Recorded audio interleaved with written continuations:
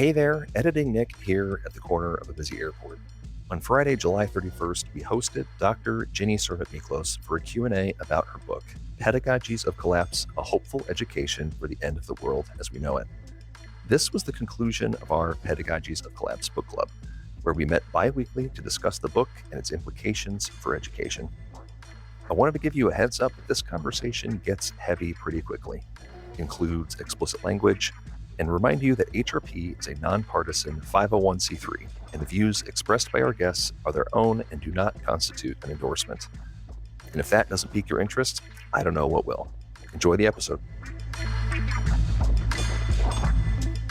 Thinking back at where we've come from and what we've discussed, I don't think anybody who signed up was ever in denial, but I do think that over the course of our 3 meetups this summer, the Pedagogies of Collapse book club has gone through the stages of grief. We started the conversation in June feeling overwhelmed, angry, heartbroken, combative, and even curious.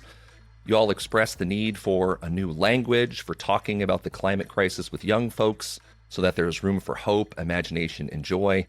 You wondered what your role is in all of this, and you shared the struggles in your own context. Districts putting NAEP scores over the impact of lead in the water, or air quality concerns from wildfire smoke, or the start of the school year delayed for schools that have never really needed air conditioning before.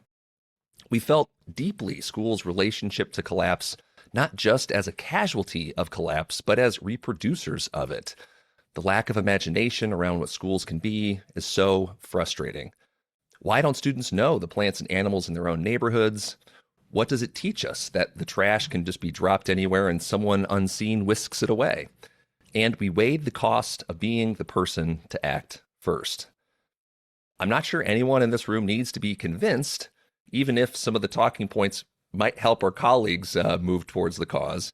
But when I asked on day one what we wanted to build over the course of our conversations, you said real concrete ideas, not the ones corporations make us believe are our responsibility. Because even if collapse is global, that hopeful action will be local. And I'm grateful for those of you who are able to join us this summer, and I'm so grateful to be joined today by the author of Pedagogies of Collapse, A Hopeful Education for the End of the World as We Know It, Dr. GInie Servet-Miklos. Thank you so much for joining us today. Hi, greetings from the Netherlands. Lovely. I can see the sun shining in through the window. It must be a great day over there. Yeah, but we haven't had rain since at least 2 months. 2 months? Yeah. So everything is parched golden brown, which is not normal for Holland. No. It was 36 degrees centigrade on Wednesday for the 3rd time this year. I was one of the things I was just reading about as I was, information gathering for some of the climate events connected, to our book talks, is that this is on record like the hottest June, the hottest summer Europe has apparently ever in recorded history experienced. And I was reading about those wildfires in Spain and France. I posted some links in our Discord about that. And I understand, GInie, that you have family in France. I hope they're doing okay. Have they been impacted by the wildfires at all? Yeah, so I'm French and my family lives in Fontainebleau. Okay. My parents actually, their house is in the forest and 10% of the forest burned down 2 weeks ago. Oh no, For are the they? first time ever. Yeah, I mean, they're okay, but it's only a matter of time before the trees are all sick from the droughts year after year after year, so they're not very resilient. It's only a matter of time.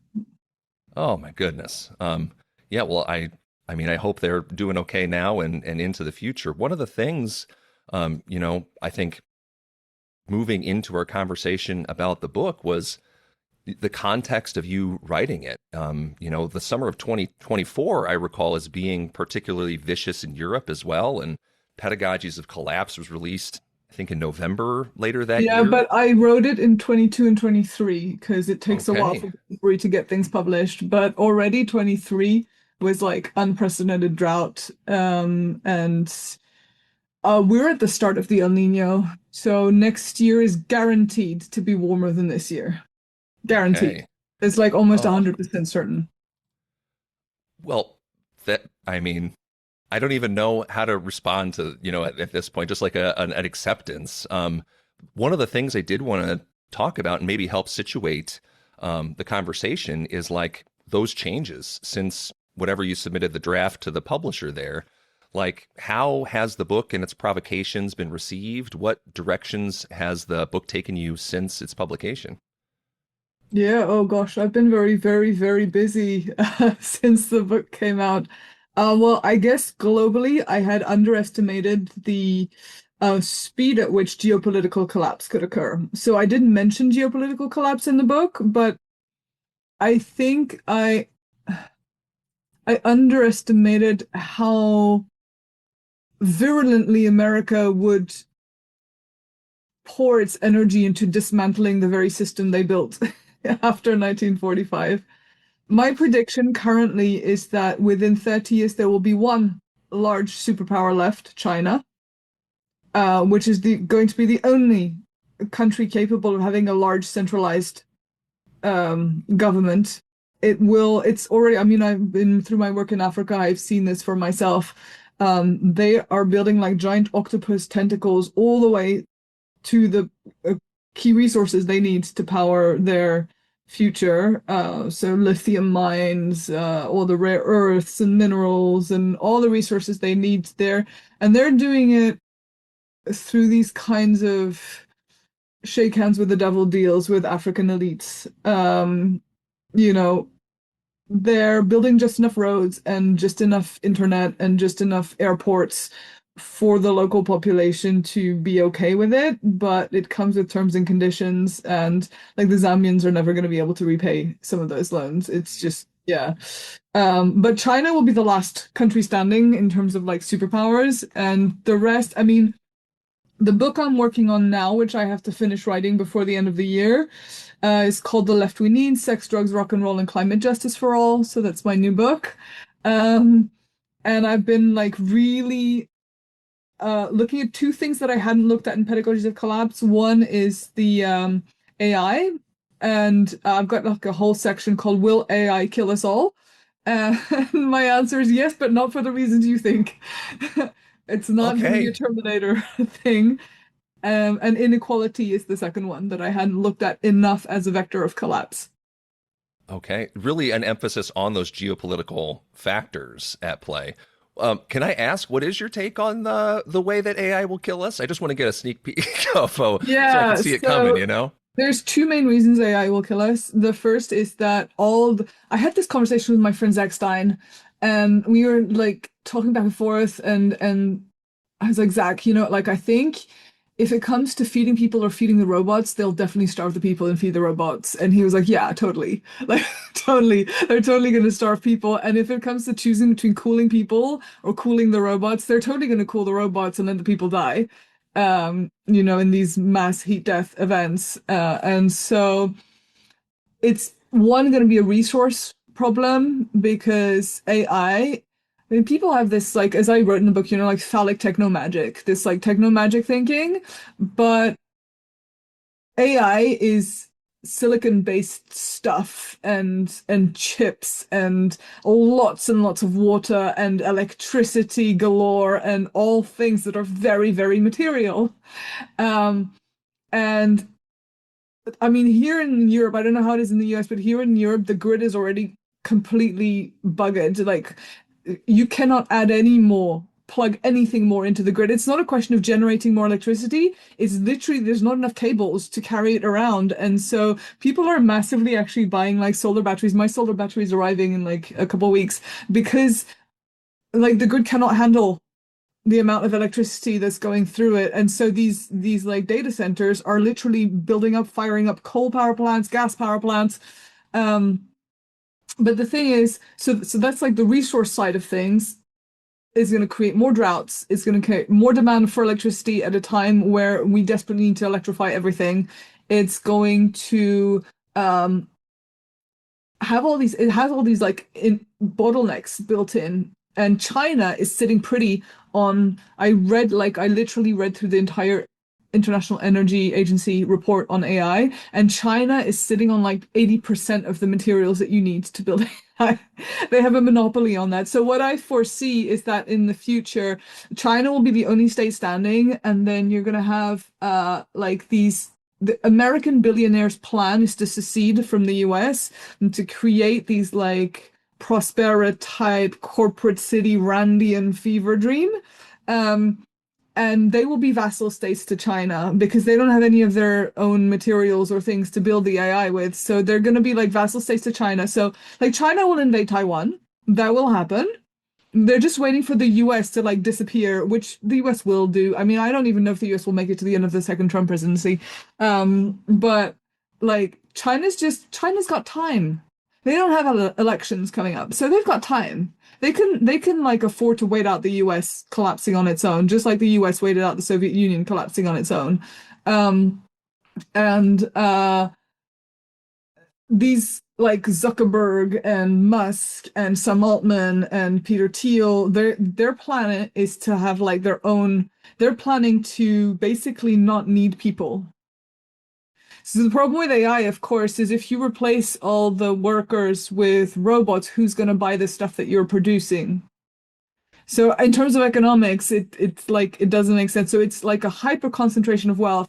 And I'm so tired of hearing these tech bros going like, "Oh, an age of abundance for all." And I'm like, "Yeah, because you guys are so keen to share all your wealth, like all that wealth hoarding. You guys are gonna vote yourselves for being taxed into a universal basic income? I don't think so." Um, and so the inequality being the second problem, but they know this, like the billionaires know this.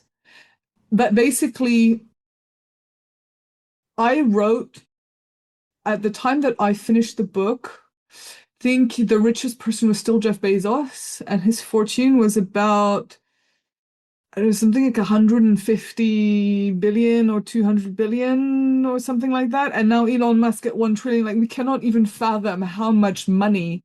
It's just your brain cannot compute. I think Gary Stevenson said it best.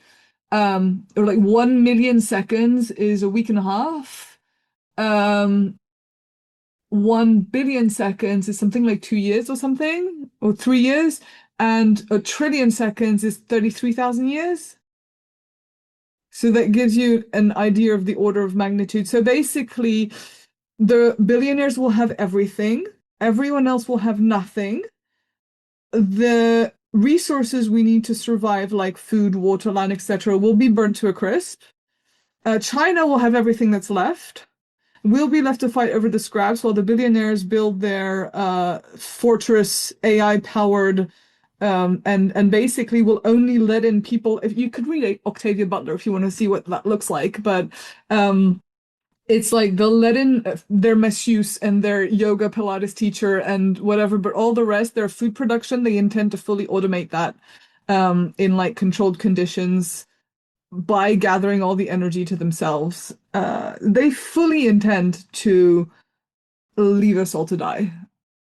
And I don't think that that's like they're delusional, of course.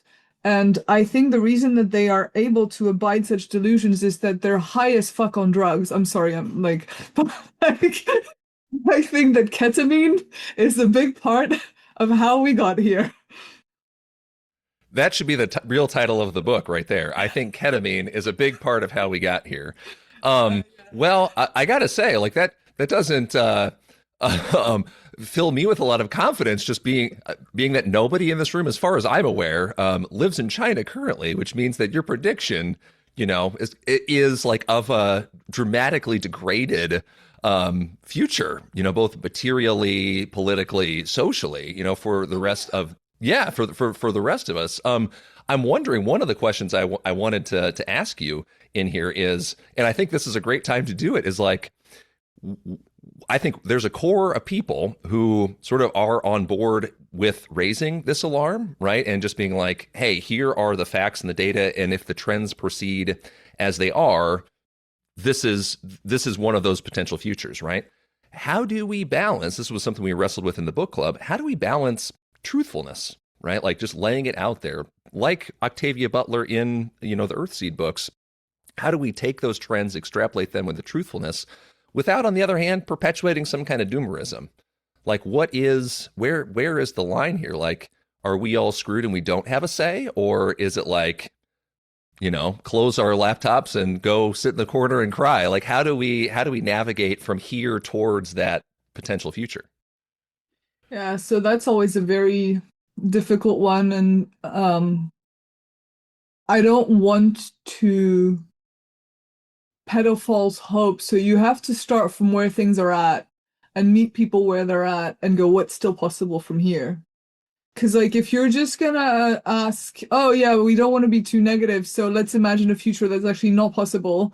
I mean, France will burn to a crisp. That's my home country, and like all the forests will be gone. When I see what's happening now, like, it's the harvests are failing, the forests are burning, people are cooking inside their homes. We have no access to natural resources anymore in Europe. We use them all up. So we have no steel, no coal, no, like, we don't have anything left. We don't have we don't have our own nuclear fuels. We don't have anything.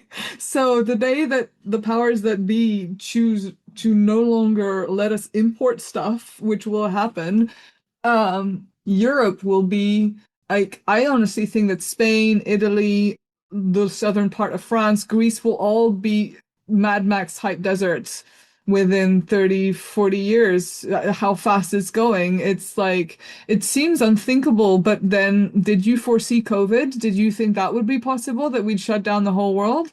I mean, people are staring at these fires and thinking, oh, how is this possible? And then, there's like prominent French scientists like Jean-Marc Jancovici, like, told you so. Like, we told you this would happen. You could have prepared. You chose not to. So, I mean, Holland will be underwater. Uh, no matter how much hubris the Dutch have about how good they are with water, we're gonna have to move up north for sure. Like, us Europeans, but also you Americans. Like, half of the US will be uninhabitable. So, you guys will have to move up north as well. Let's see how Canada feels about you guys then. But um yeah, it's not a joyful message to share, but that's why, like, that's what we have to live with, right? Like, did my grandmother want to live through World War II and have Germans literally living in her house and have rationing for 15 years or however long it was? Because the rationing lasted way longer after the war, by the way, for those who are not from Europe. Like, we had famines after the war, like, if 45, 46. 20,000 people died in the Netherlands from starvation after the Second World War, after the end of the hostilities, because there was no food. So, you know, are we in for some rough times? Yes. And we can prepare for it or not. And what I dedicate myself to now, what I've done since I wrote the book, is, of course, I founded the Build and Climate School in the Netherlands, which is the first school in the Netherlands to combine vocational, applied, and university education. So I guess you guys would maybe call that community college and university combined. Okay. It's like a trade school. So, we've got students who are like tailor students, so they learn literally work with fabrics and sewing. We've got event management students, doctor's assistant students, like sport teacher training students. Those are the vocational students. We have like supply chain management students. We have security studies students, and not university security studies, but like literally learning to be security and health and safety inspectors. And then we have the university students from psychology, economics, the usual business, liberal arts. And we mix them all together, and we work with a bunch of local circular companies with whom we've built these relationships. Like, they're all companies that do really interesting stuff. Like, we've got a company that transforms used up coffee grounds from cafes in Rotterdam into mushrooms. So like lion's mane and so officially they produce lion's mane and oyster mushrooms. That's the ones. Of course, in the Netherlands, you can also grow other kinds of mushrooms, but we won't get into that. There's a company that recycles fire hoses and turns them into like leather pieces, bags, like belts type stuff. We've got a company that is like a diving center for ocean protection. We got like a dozen of these companies, and the students go in mixed groups and work on like a real challenge, and then they have to turn that into a community education program and a fashion piece for a show. And we just had our fashion show 2 weeks ago. It was absolutely wonderful. 500 people came. It was like incredible. Because like the core message that I have for the left right now and for progressives who are in despair is like if your message is everything is screwed and you should also feel terribly guilty about being white and about like your role and complicity in the system, yeah, well, good luck with that. What are you gonna do with that? And that was my problem with like sort of the Extinction Rebellion type tactics. Like, why are you stopping commuters from going to work? These are the wrong target. The class war is between us and the billionaires. You should be sending drones to destroy data centers, not stopping commuters who are taking a CO2 free form of transport from getting to work. You know what I mean? Like, I come from a working class family, and that's really what I've tried to tap into. I'm the only environmental program, as far as I know, that is able to attract, like Muslim kids from the suburbs of Rotterdam. Girls in hijabs come to my school alongside people with queer flags, and like we are able to build these imperfect solidarities and just say everybody get along uh, because we're doing something and not just sitting around navel gazing and saying who has the best words to describe decoloniality, intersectionality, and God knows what. Like my working class students, if you mention decoloniality, they'll just like roll their eyes at you and take their phone out. And I love that because it keeps us real. It's like, get off your PhD high horse, people. Like seriously, learn to talk like normal people. I mean, I give workshops to dock workers here in the harbor in Rotterdam. So I was asked by a company to give a workshop on power, and I did it with the blue collars and with the white collars, and I had way more fun with the blue collar dock workers than I did with the I'm so smart, I have a master's degree, white collars up at the headquarters. Because the blue collar workers who were all, from Turkish background, Eastern European background, Moroccan background, 'cause a lot of our blue collar class years from like those kinds of backgrounds. And I myself married an Eastern European working class man, so I know a lot about those, like that kind of background. And they were really like when you don't talk down at them, when you really sit down and have like a real conflict, yeah, what is actually power? Like, what is this thing? And one guy was like, does my wife have power over me? And it was just like a really funny conversation. And that's really what I try to do.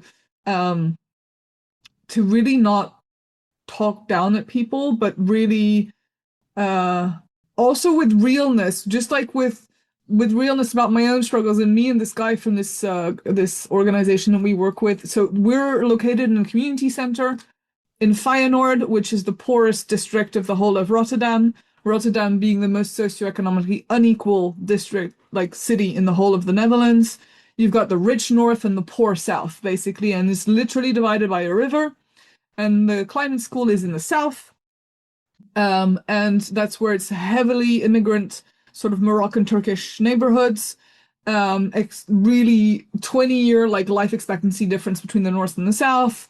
And we are in this community building that is completely not climate proof, that we are going to try and figure out ways to like strap fabric to it so the sun reflects off the roof or something like that, because it's unlivable from like mid-June until September. But we share this building with lovely community organizations, and there's like Turkish flute lessons after we finish class there. There's also a special stichting is like a non-profit for people with special needs education.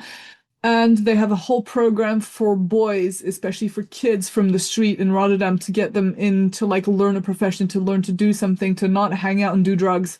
There's a huge, I mean, the Netherlands is a narco state. We have a huge cocaine problem. We have a huge like heroin, but it's mainly cocaine and MDMA. And I think I'm not an expert on this, but I mean, through the port of Rotterdam, they use the shady. So the Netherlands had the worst way of legalizing weed ever that still allowed these shady cartels to come from Morocco, and they use the same channels to import cocaine. And so it's just like a really easy way out for the kids from Rotterdam South.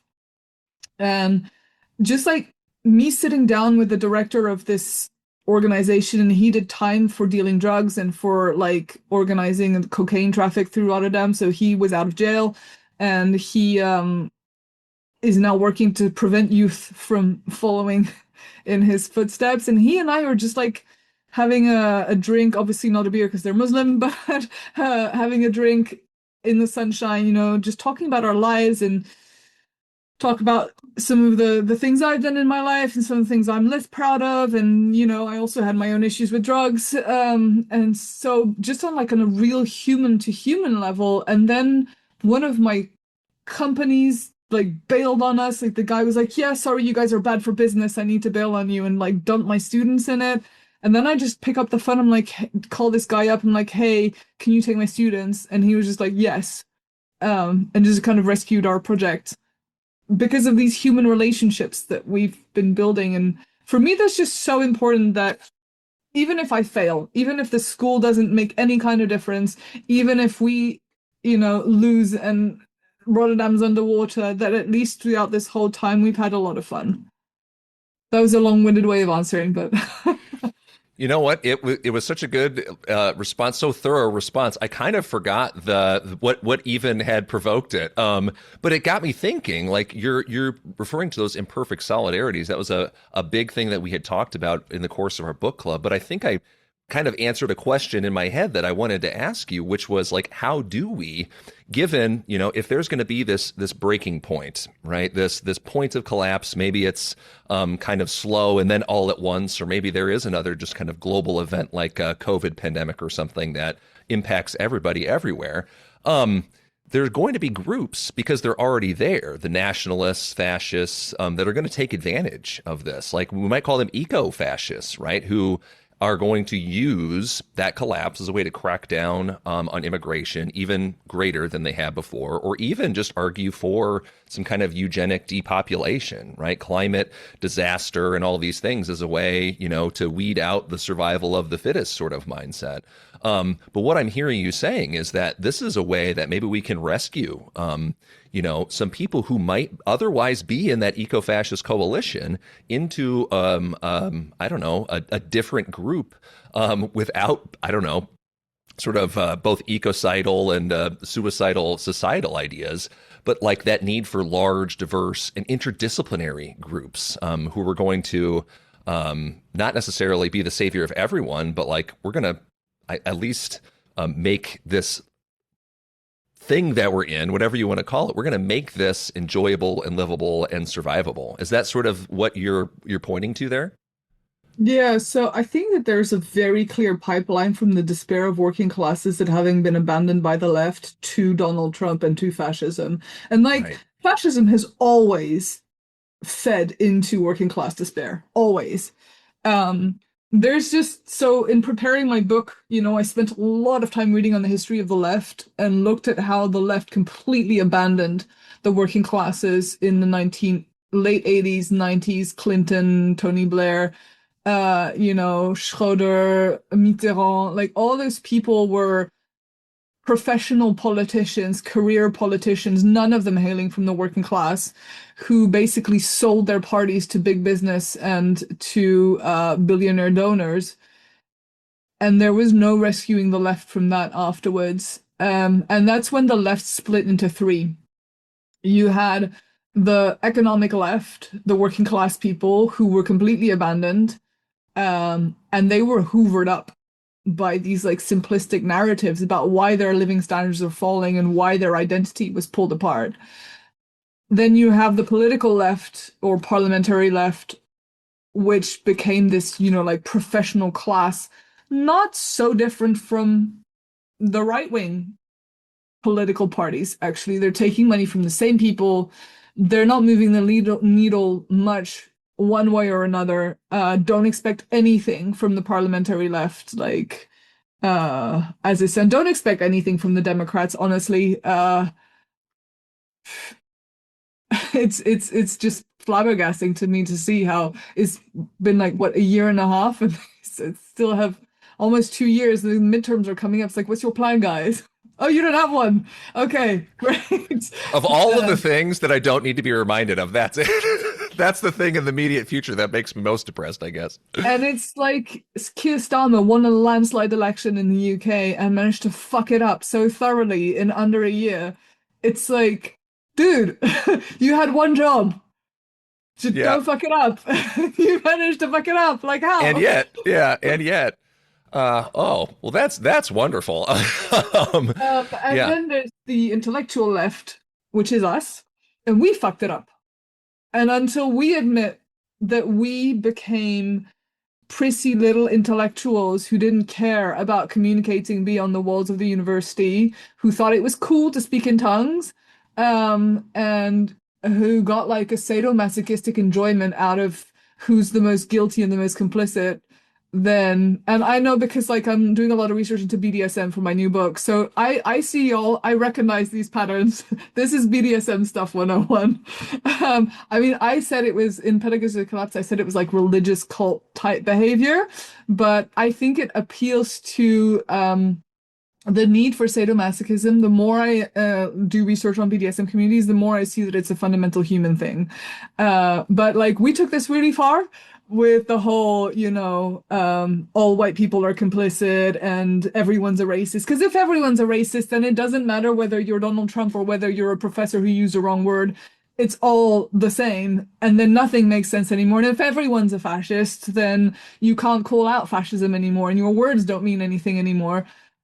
And I just got so fed up of this like pissing contest for who was able to use the more complicated words to express their solidarity with Palestine and trans rights. And it's like, okay, well, I sat literally in an Extinction Rebellion meetup that a working class bar owner had kindly offered to host for free because he believed in, like climate justice. And they're all doing their introduction and they're all doing like, let's do all our pronouns now. And this guy's completely confused. He's like, we do what? What? And everyone's like, I'm she, her. And they're all going around. This guy's like, he's getting more beetroot red by the second because he has no idea what's going on. And by the time it gets to him, he's like, and the woman next to him's like, helpfully, and you are? He, him. And he's like, what? And yeah, when you shame someone, and there was this massive, like, sadistic urge to shame and cancel anyone who wasn't buying into our agenda, they turn, it's like a visceral human reaction. It like shame is the worst human emotion and it turns on a dime into hate. And then you lose those people and they will follow. Like I saw this with all my Jewish friends. It's really, there could have been ways to handle this that could have supported. The only way to solve this was to get Netanyahu out of power. And the only people who can do that are the people who can vote there. And what we did instead was alienate every progressive Jew that I could see in Europe, at least, by making them feel like the whole world hated them and making them paranoid. And like, I literally had to explain to a Jewish friend of mine, like, Trump is not your friend. Elon Musk is not your friend. A broken clock is right twice a day. That doesn't mean it's not broken. Like, go and read. Yeah, but he's supporting Israel. Yeah, he's still not your friend. Like, seriously, go and read what's on some of these far-right forums in America, and it's not friendly to the Jews, trust me. And it's just like, if we could have gotten out of what I called this splitting of people are either all good or all bad, this performative allyship, this performance of perfection, then I think we would have lost a lot fewer people. I think a lot of people who voted for Donald Trump were not fascists at heart, were not people who deeply support. I just read a book, American journalist on the American far right, and I think most people who voted for Donald Trump they don't support that level of crazy. It was basically a bunch of neurodivergent guys in a basement, on Reddit, on 4chan, on 8chan. And she did some really thorough reporting on this. Like that's what kickstarted the MAGA movement, and then it kind of like escaped the lab. But of course, you can always trigger people's animal instincts in a mob type situation. We've had this here as well. Like violent right-wing mobs burning stuff. You've had your own violent mob at the Capitol. But most people who supported Hitler, who support Trump, etc., just wanted recognition of their financial struggles, just wanted recognition of their like being allowed to participate as full humans, not being looked down on. And we need to recognize the role that we, the intellectual left, played in making them feel that way, and the role of the parliamentary left in completely abandoning them to the billionaire class. Can we fold in like I'm so curious then like about that interdisciplinary approach and referring it back to Bildung and then the experimental pedagogics. It made me think I had two completely independent different conversations this week with two different people in different education contexts that told me like PBL is not enough. And yet I feel like pedagogically, maybe in the United States, like we're sort of um, not trapped, but like it's a, I don't know, it's a closed room, you know, of project-based learning or design thinking and things like that, and us feeling the need to break out of that. The Bildung model that you've built there, kind of blending in what we might traditionally think of like career or technical education or vocational training, like in a broader, I don't know, intellectual context too. I don't know. I want to kind of get your sense of like where have the last 2 years since that book, thinking ahead to the future, like taken the direction of Bildung and you know the pedagogies that you've used to help prepare those students for this future.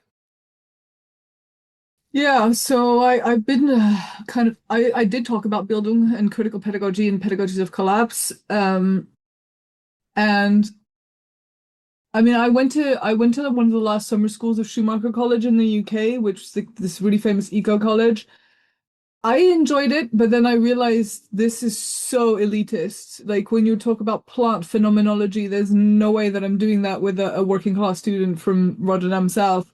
Um, but what appealed to me in the Bildung, I went to visit Kristen Kold's old, like it's now a ruin, but the old farm where he started the first folk high school. And I don't know what happened there, but I got like some wind of inspiration blowing through the old thatched roof from that farm, and it's about 2 hours out of Copenhagen. And I realized, but this was a place for farmers, not for like rich kids. And what did they learn here? About farming, first and foremost. And of course, like if you wanted farmhands to come and study there, they had to learn about farming. If you want working class kids to come to do liberal arts, they've got to learn about working class things like working with your hands, producing things, how to earn money. They've got to support their families somehow. So of course we had to develop a program that wasn't another, gap year experiential, that wasn't another micro college to speak an American language. Micro colleges are great if you're rich and you can afford to take 6 months or a year out. Our students can't afford that. There's no way that some, girl who's, you know, struggling working at a supermarket because her mom's a drug addict and dad is like a, strict uh, father from an immigrant background and will barely let her out the house. Like there's no way that she would be ever allowed, even if she could afford it, to take 6 months or a year to do a find yourself program. So I was like, hey, you know what? Working class kids deserve a chance to find themselves too. And we've got to do that in a context where they also get essential skills for their future profession. And like they all get a certificate from the university when they finish the climate school, which is super important because that means they can put a certificate from the university on their CVs when they go looking for a job. And they are working with companies. So they're actually getting internship company experience. It's counting out of their internship hours, which has cost me the levels of headaches with the administration, bureaucracy, and like the system. You cannot imagine the level of just Kafkaesque bullshit I have had to put up with to get this program up and running. As we speak, I still have 3 students that do not have a place in September because the government denied our request to accredit one of our partners. And the excuse they gave was, yeah, but your partner, they don't have a fixed office. I'm like, yeah, they're a diving school. Yeah, no, an internship means you have to be at your desk 32 hours a week. I'm like, which companies work like that these days? And he's like, yeah, no, sorry. And I said, so what's your ideal of internship? And he basically said the Dutch equivalent of Walmart. And I'm like, okay, okay, okay. We'll find another solution. Fine, fine. I give up. Sometimes you got to know when to give up and like it's a principle of martial arts, right? I'm a martial artist and I think that came through the whole book. Is like Yeah. at some point you stop pushing and you find another way into the body. Yeah, if you can't, I guess, attack your opponent from the front or the bureaucracy in this case, you got to find that point of leverage and I guess sort of, hip toss them out of the way. I'll defer to Bill, who must have been sitting on these questions for 45 minutes because these are really awesome. A lot of the people in the chat are working with, I know the college students that you're working with, maybe as young as maybe 17 or 18 or older, sort of that early adulthood. A lot of people that we were going through the book club with are, elementary, middle through high school in the U.S. context, making that transition into college or, call it the world of work or like whatever that future for them is going to look like. And yeah, this is really interesting from Bill asking, would you have any ideas on how to apply that experimental pedagogics framework to small groups of high school students in the context of literature studies? Most of them are working class from migrant backgrounds. He's looking for maybe films, documentaries, or books that you'd recommend for kids kind of on that cusp and that transition. Like I'm trying to think, GInie, about like what would be like the pre-built-in work that kids could do to get their attitudes and mindsets ready so that way, if they were going to walk into, your school in Rotterdam, what would they experience there? How can students in like the secondary school level work to have some kind of impact here? I think that's an interesting focus from Bill. Yeah, like high school it's a really Yeah. interesting age. So like the essence of the I've had you develop models and it's helps to structure your thinking and everything, and then the reality, you like meet reality. And I've had to apply my model. My students are also 17, from the coming to the climb school. So the ones that come from the vocational college are 17. And I've had to like really check myself every time. Also, my teaching staff is also spread between the vocational teachers, applied, and university teachers, and be like, okay, so what is actually the essence of the experimental pedagogics model? And the essence is we want to start with ourselves and to like understand ourselves enough and who we are and how to regulate ourselves and our nervous systems before we take on really stressful, really overwhelming questions. It's like it's really about self-regulation and who am I and what are my values and um what moves me as a human, and then finding my place in a group where I belong. It like having that community as a shield before I'm thrust into these massive, overwhelming, tragic questions of fascism and climate change and the dismantling of civilization as we know it. And that's why we build up with, we have this wonderful boxing therapist who does the reflection track in the climb school. And through every level, she processes it through the body with boxing, so journaling and boxing basically is how they process it. But and we have this wonderful guy also who runs the building track and he's doing art with them and painting and constructing things and first for themselves and then in a small group we have a lot of singing in the group and cooking together, etc.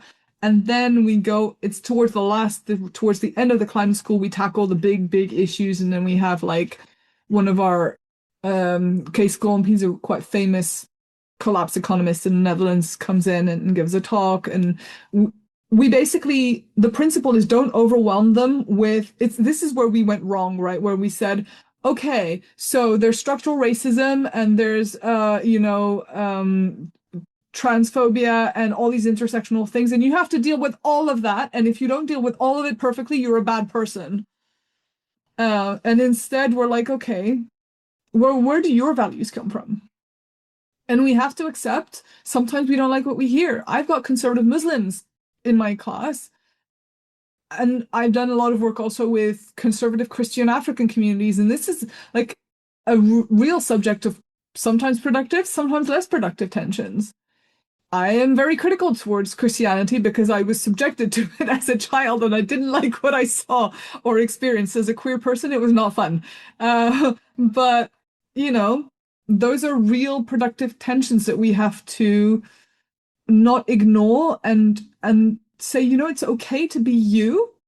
You don't have to be threatened by somebody else not being on board with you 100%. And like, let's start here with nobody. What do you feel in your body when somebody tells you that? Like when somebody attacks you for being trans or gay, or when somebody is not tolerant towards, like, where do you feel that in your system? And we start that, you know, with breathing, boxing, dancing, and then we learn to navigate in a group. We had a girl this year who had like really intense anxiety, and she was asked to lead a singing, like for her voice to be the leading voice in the singing, and everybody had to adjust to her basically.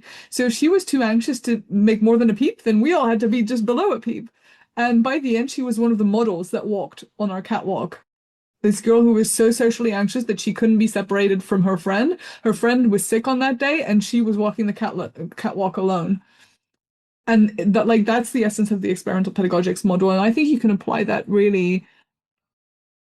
I think at any age, really, to start with regulating yourself and then finding your place in a group and then tackle the overwhelming stuff.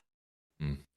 Sort of the idea, what's the idiom? Put on your oxygen mask before helping your neighbor. You need to be prepared, situated physically and emotionally to grapple with the issues before you can, engage in the kind of Bildung community, that interdisciplinary, perspective that we've been talking about here. I mean, I know this for myself, right? I really struggle sometimes with anxiety, with just being overwhelmed.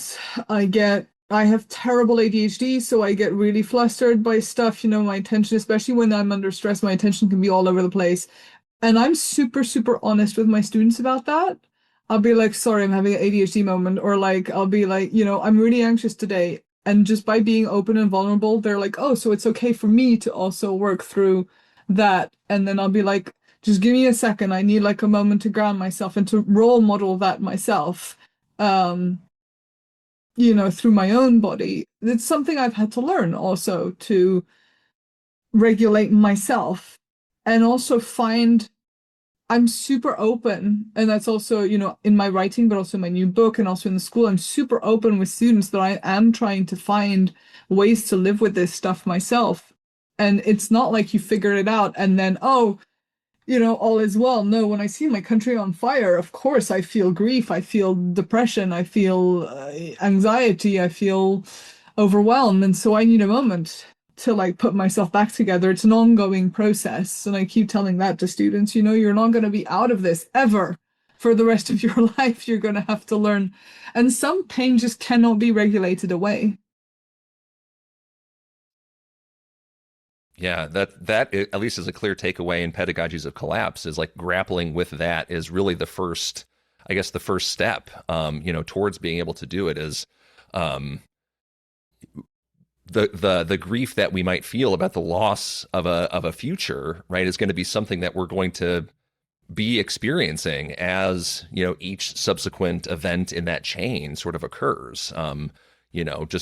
Just like it did with the pandemic. I think that's a really great point. I want to maybe come back to Bill real quick here too. I think what is so, I guess, important about what you're saying is that those things don't necessarily require like a curriculum, right? They don't require radically restructuring the school day. A lot of our conversations in the book club were like, hey, I'm the low person here. I don't have a lot of leverage in my context, but maybe someone like Bill is like, how can I help get kids emotionally regulated? Well, here might be some steps to do that, and then begin to open those conversations. It's not going to require any additional spending or restructuring the school day. So let me be perfectly honest with you. I think the schools as we have them are n next to pointless, even worse because they're teaching kids 100%. that it'll be okay when it won't. So there is definitely, I would incite you to riot and leave your schools and go and build your own build and climate schools and go and build something relevant, like, teach kids to sew, teach kids to grow food, teach kids to cook, which is what we're doing. Um, if I couldn't do the climate school, I would leave my university job. Honestly, I have zero interest in going to teach statistics and qualitative research. Like, no, fuck you guys, the world is on fire. Why would I do that? If you make me do that, I will leave and I will go and grow food and like learn how to grow food when there's no water.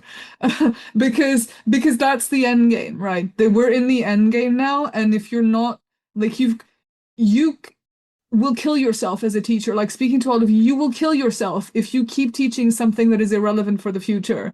So it might sound, I know also the US is like a fascist state with no social security net, so it's not like you can just, in Europe we have very generous unemployment benefits, so you can go and figure out your life. You You don't don't need to even rub it in. but like quit. If you cannot, if you feel like what you're teaching is actually lulling students into a false sense that somehow the future will be okay, then like if you're here, then you already get it. And we need the people who get it to be on the forefront of the revolution. And yeah, it's been such a struggle to build this school that puts, survival skills first, that has the building component but the thing that I managed to do somehow is to get the collaboration of three existing schools, the Vocational College of Rotterdam, the University of Applied Sciences of Rotterdam, and the University of Rotterdam to give me money to do this. I've received almost €1 million in funding for the climate school, including 500,000 from the government, 60,000 from the municipality, and the rest from like private money, like alumni and stuff. And I think the reason I managed to get funding for it and why you could get funding for this is by pitching it as a non left-wing aligned project. But like really like this is about the future of the working classes. And I got money from a guy who runs the development program for Rotterdam South, who is from basically the Dutch MAGA.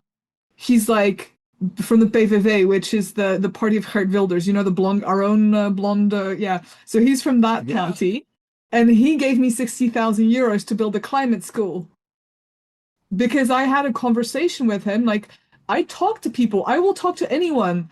I mean, there are limits, but I will talk to PVV politicians. And that is something that my left-wing colleagues at the university will not do because they don't want to get their hands dirty. But, I worked in NGO backgrounds for a long time, and I know it from an NGO background that if you don't get your hands dirty, you don't get anything done. So I sat down with this guy, and we had a very lucid conversation about what the transition economy could mean for the south of Rotterdam and the harbor economy and the port and like our dependency on fossil fuels, which we're seeing now with the Strait of Hormuz, how that played out. And we had like a very reasonable conversation focused on work opportunities for people in the south of Rotterdam, his constituents, basically. And then he gave me €60,000.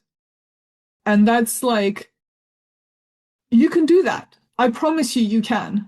You can go and talk. Like, there is money out there. It's just being hoarded by the wrong people. Um, and in the US, you guys are way more like screwed than we are in a way, but I didn't need that much money to get the climate school started. I think the first program maybe cost what, like $50,000. Yeah, and we could have done it with less. We could have done it with less. But yeah, maybe $50,000 for the first edition. And then you've got Mhm. something to show for it. And I got some of my former students who like run a film studio to make the Building Climate School documentary, which you can watch on YouTube if you want. You start to produce stuff and then people can't ignore you, and then we won the Sustainable Teacher of the Year award, and like then things start to snowball. And um but it takes that moment of saying like, you know what, I'm all in, go. Yeah.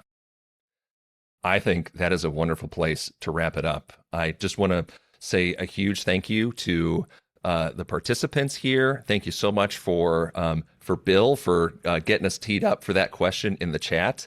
I did put a link in the chat to that documentary. I was able to find it real quick.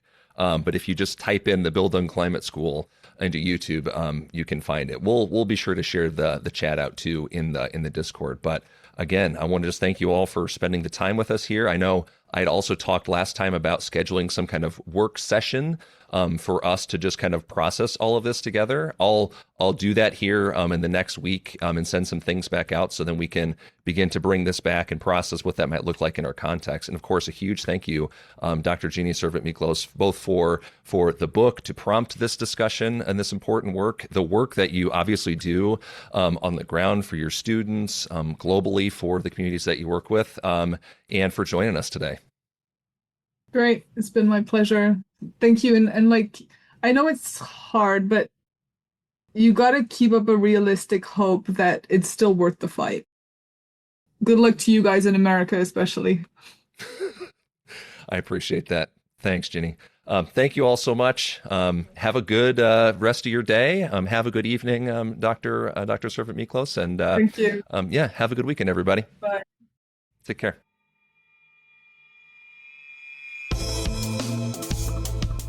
Thank you again for listening to our podcast at Human Restoration Project. I hope this conversation leaves you inspired and ready to start making change. If you enjoyed listening, please consider leaving us a review on your favorite podcast player. Plus, find a whole host of free resources, writings, and other podcasts all for free on our website, humanrestorationproject.org. Thank you.